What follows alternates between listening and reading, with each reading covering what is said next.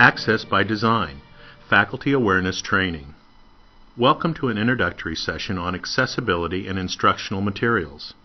In the next few minutes, you will learn why accessibility is important, how it affects you as a faculty member, and where to go for more information. CSU Commitment.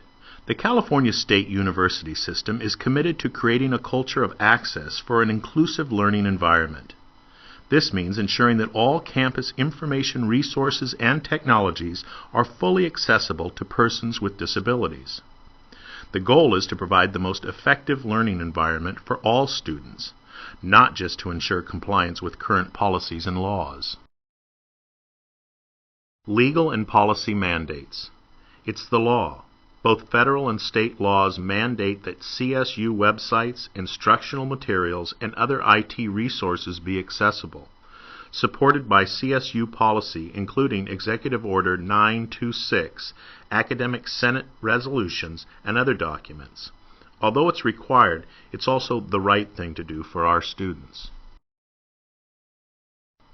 Universal design. Universal design in learning ensures student success, regardless of ability and learning style.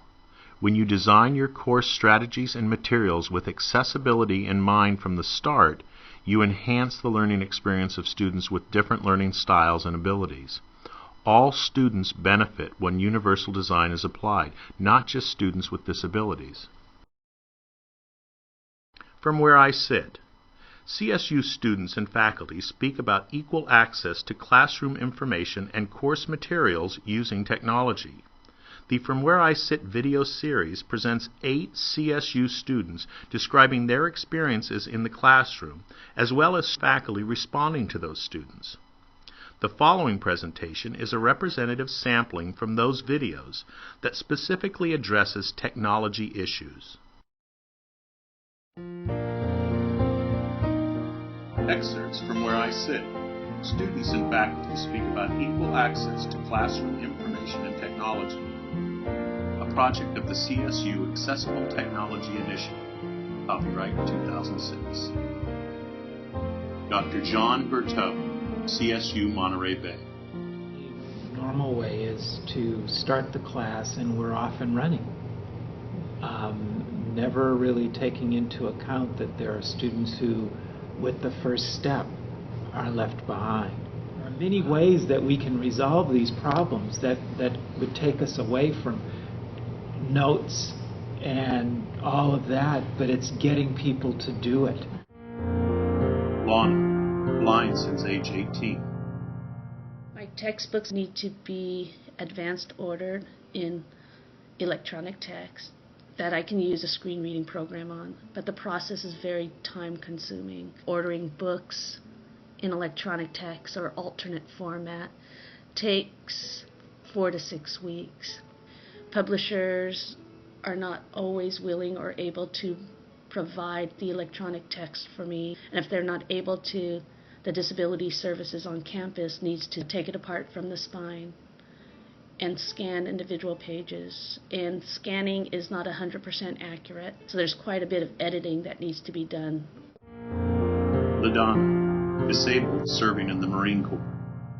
We're behind already when we come into the classroom because of our disabilities. So we need to be able to get our books ahead of time, because that will help us to be able to not go in stressed, because we already have the stress of our disabilities that we have to live with on a daily basis. Gregory, deaf since age 8.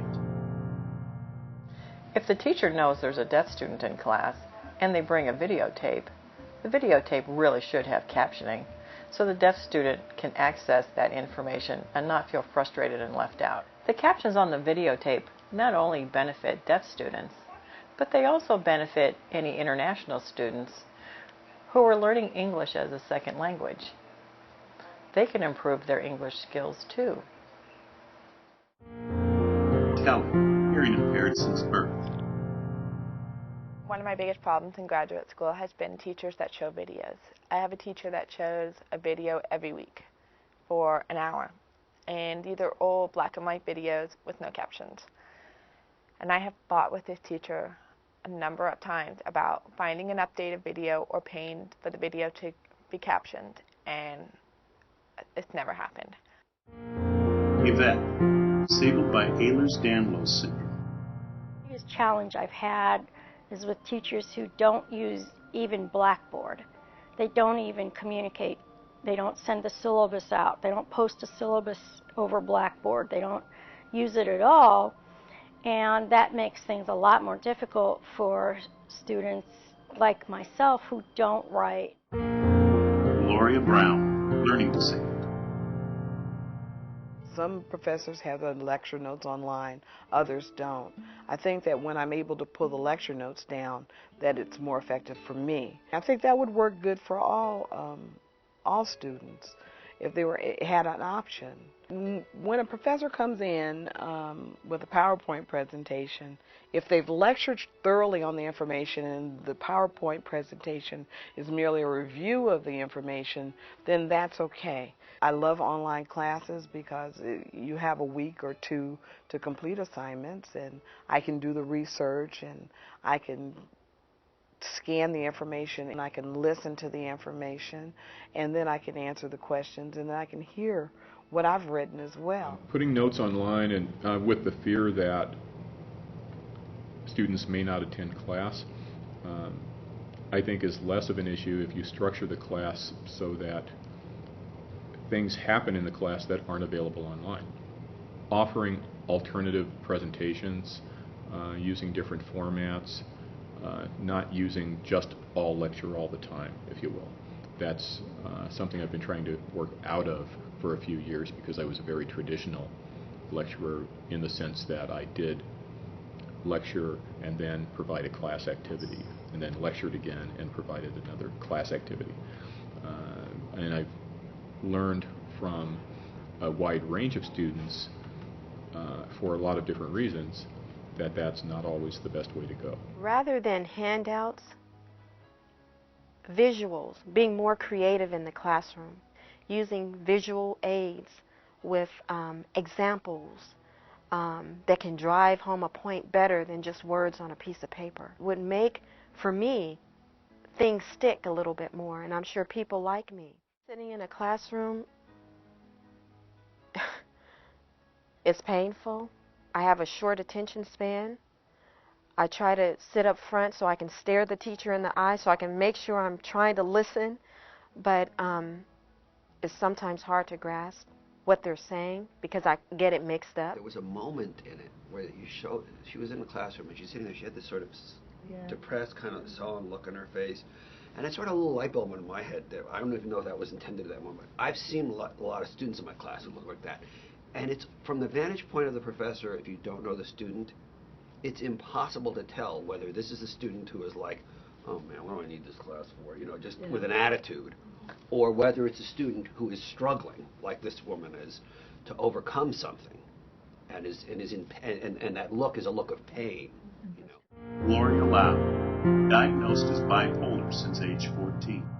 When I do my reading, I can't focus I can't focus and comprehend for more than 10 minutes. I would use a program that allows you to scan your books on the scanner, and it plops up on the computer screen, and then the computer reads to you. And that's what helps me, and that's what helps me deal with not being able to focus, because, okay, I'm forced to focus. If they're important, professors should not give us these dirty, scratched up papers. If it's not clean, it should be retyped. It's really hard to scan on a scanner and have it being put on the screen. I always had to retype them so I could make the fonts big and small, change the fonts and change the color to make it visual for myself. And that's one of the things that sets me back and takes up my time. The story I liked, and it did make me think about how much early notification is helpful, and that you know what the student is doing. You know, if they're scanning pages into their computer, you know, that's helpful if that's what they're doing. Tiago, learning disabled. When I took a college class in math, it was on video. And that was like the best thing for me, because even though it had 13 videotapes of Algebra 1. I was able to pause it. I was able to stretch. I was able to go back to it. I was able to rewind it. I was still able to move around and get it. I had one teacher, I enjoyed going to his class. It's because he taught in a way I think he was teaching for everybody. It wasn't a lot of lecture class. He gave you assignment and he made sure he had that one-on-one. If the teachers, instructors, or professors can teach the generation that's coming in about teaching, and just to teach not one way but many ways. What I'm getting kind of across the board is that essentially, if faculty members are aware and thinking about such things from the get-go, then that can help a lot of students that they'll never know about.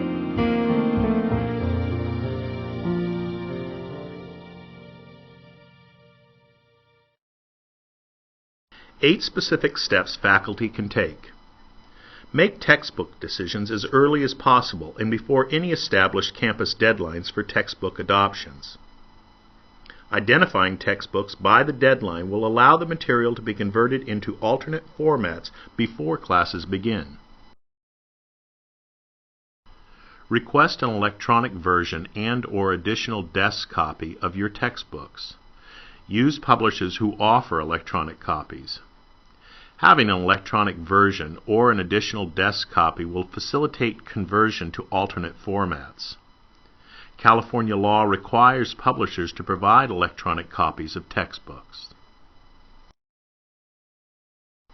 Caption all videos used for instruction and provide transcripts for audio-only materials.